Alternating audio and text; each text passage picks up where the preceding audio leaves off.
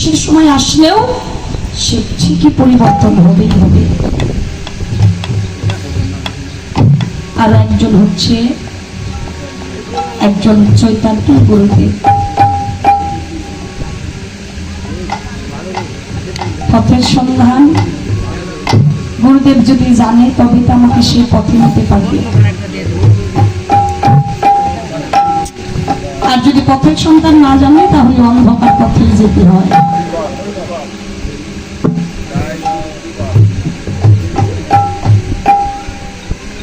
তাই এই জগতে দুইটা জিনিস নির্বাচন করতে গেলে সময় লাগুক দুঃখ নাই, কিন্তু দেখে শুনে বুঝেই চয়ন করতে হয় বাবা। কারণ তবে হ্যাঁ, বলতে পারো যে ভাগ্য বিধাতা যদি না দেয়, চাওয়ার মতো চাইলে ভগবানকেই পাওয়া যায়। আগে তো মনুষ্য, গোবিন্দ চরণে যদি কোনো ভক্ত চাওয়ার মতো করে চাইতে পারে, সে স্বয়ং ভগবানকেই লাভ করতে পারে।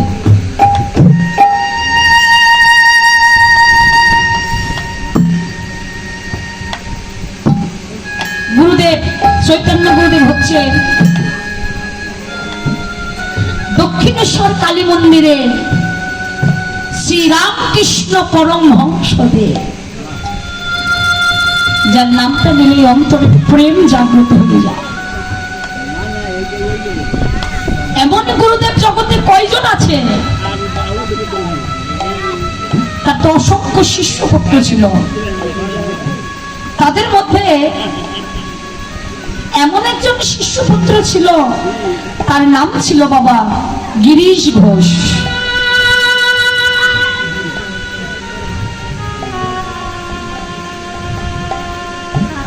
এই গিরিশ ঘোষ সে ছিল মাতাল। গুরুদেব দীক্ষা মন্ত্র দিয়েছিল সত্য, কিন্তু কোনোদিন মন্ত্র সে পাঠ করত না। গুরুদেবকে বিশ্বাস করত না, মা ভবতারিণীকে বিশ্বাস করত না। জগতে এমন শিষ্য আছে যে গুরুদেবকে ধরে মারে। এই গিরিশ ঘোষ পরমহংসদেবকে ধরে ধরে মারত।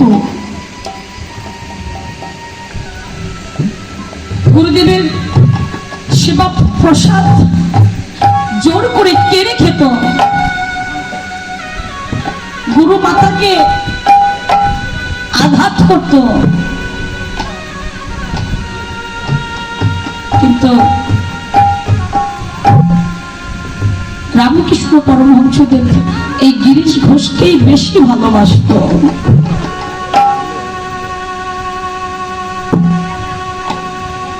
অনেক দিন যখন কেটে গেছে, রামকৃষ্ণ পরমহংসদেব থাকতেন দক্ষিণেশ্বর কালী মন্দির, আর গিরিশ ঘোষ থাকতেন কলকাতা বাগবাজার। দিন কেটে যাচ্ছে, হঠাৎ একদিন গিরিশ ঘোষের এমন একটা ব্যাধি হলো,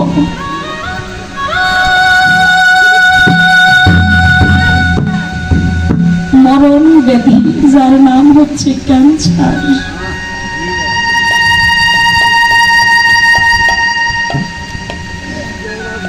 এই ক্যান্সার হলে কি বাবা কেউ বাঁচে?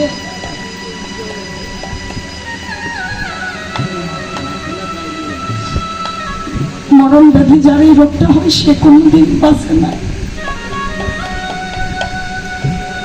যদিও দু একজন বাঁচে, সে গুরু কৃপায় ভাগ্য ফলে বেঁচে যায়।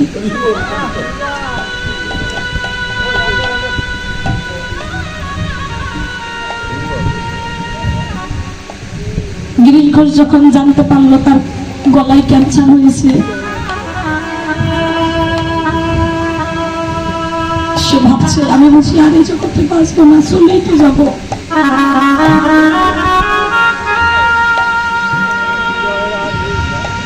জীবন বেলা তো ডুবে যাবে, আমি বেশি দিন জগতে থাকবো না।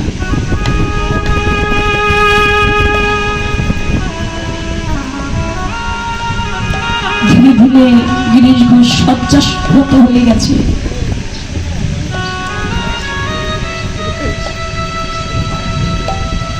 শয্যায় যখন শয়নে আছেন, তার পরিবারকে ডেকে বলছে, গিন্নি গিন্নি গো, আজ এই শেষের কালে, অন্তিম কালে আজ কেন আমার এত গুরুদেবের কথা মনে পড়ছে?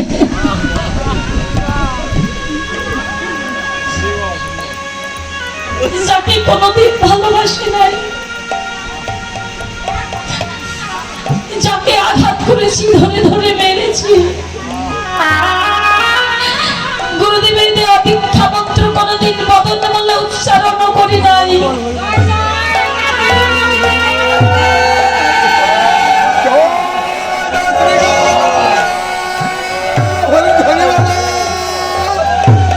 আমার আজ কেন এত গুরুদেবের কথা মনে পড়ছে?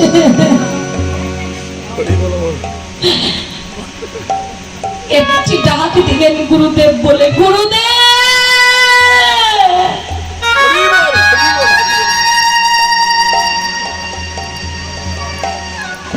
সেই ডাকটা পৌঁছালো কলকাতা বাগবাজার থেকে দক্ষিণেশ্বর কালী মন্দির তার গুরুদেবের কর্মমূলে।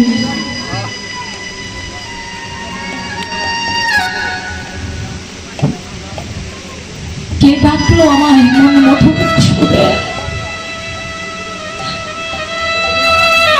এত মধুর করে আমাকে কে ডাকলো গো?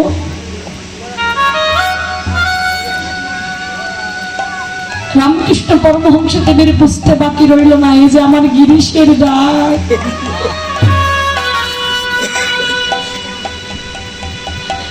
আমার গিরিশ আমায় ডাকছে। ছুটে গেলেন দক্ষিণেশ্বর কালী মন্দির থেকে সেই কলকাতা বাগবাজার ভক্তদের পথ, অনেক দূরত্ব পথ। গিরিশ ঘোষের ঘরের সামনে গিয়ে দাঁড়িয়েছে গুরুদেব।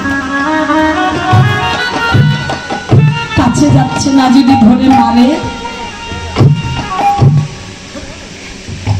গিরিশ ঘোষ দেখতে পেল তার গুরুদেব এসেছে। গুরুদেব, তুমি এসেছো, তোমার এত কৃপা আমার প্রতি, এত করুণা, কিন্তু তুমি যে কি ধন, আমি যে ওটা বুঝতেই পারি না এই জীবনে।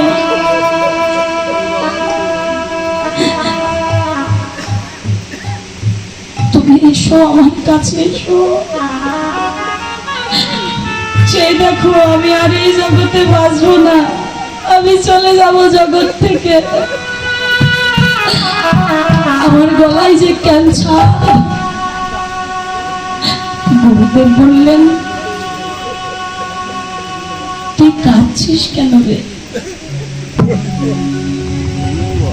তুই এমন করে কাঁদছিস? দে তোর ক্যান্সার আমায় দিয়ে দে, আমায় দিয়ে দে।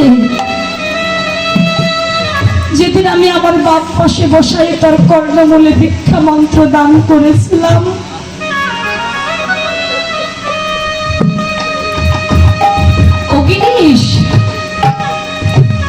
সেদিন হতে যে তোর দেহ আমার দেহ হয়ে গেছে,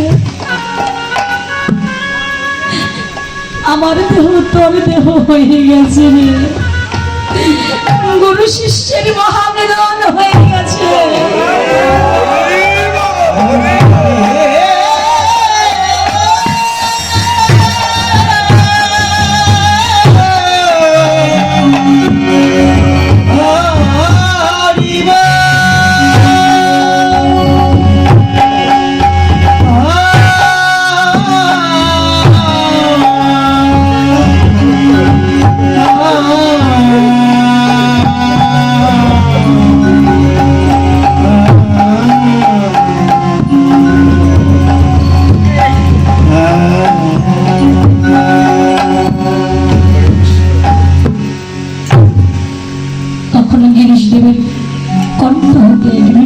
কণ্ঠ হইতে ওই ক্যান্সার রোগটা গুরুদেবের কণ্ঠে গিয়ে প্রবেশ করলো।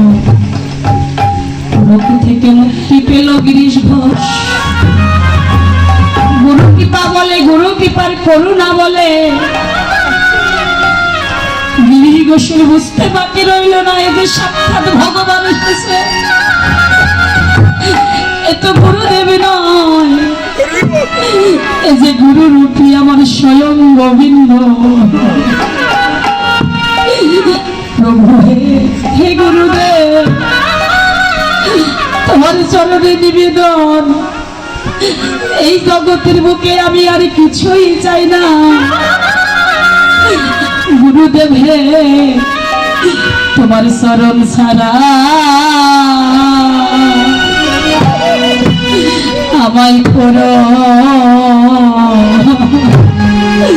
না গো।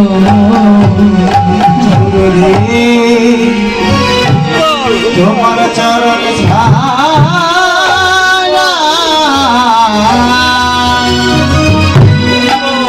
আমায় করো না হে। তোমার ওই চরণে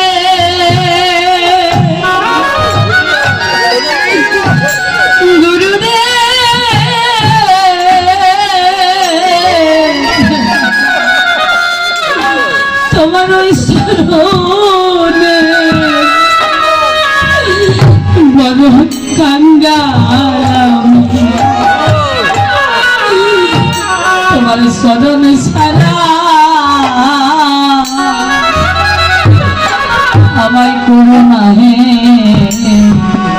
তোমার চরণে তাই গৌর হরি হরি, তোমার চরণে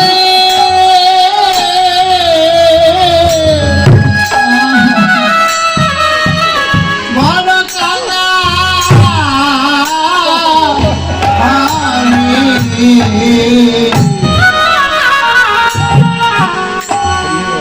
তোমার শরণ ছাড়া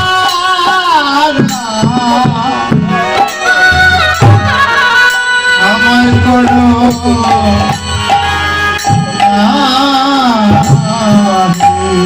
তোমার চরণে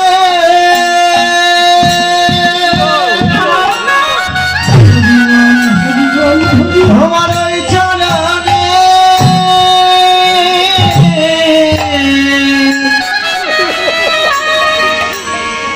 বড়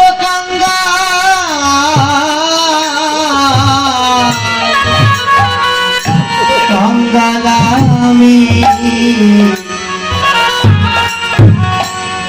তোমার চরণ ছাড়া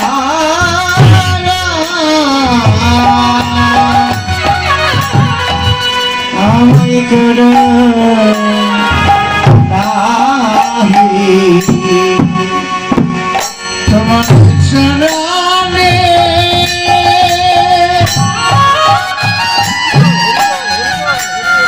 তোমার চরণে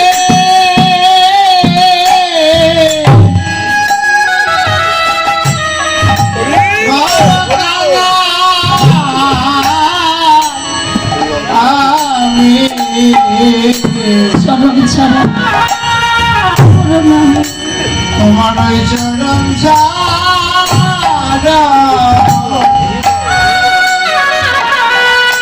আমায় করো না হে। সেদিন তুমি আমার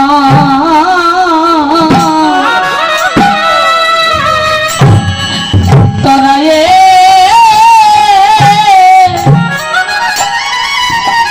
নিও,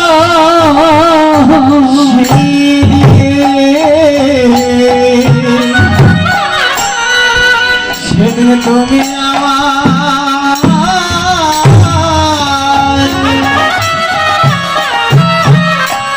আমায় তোরা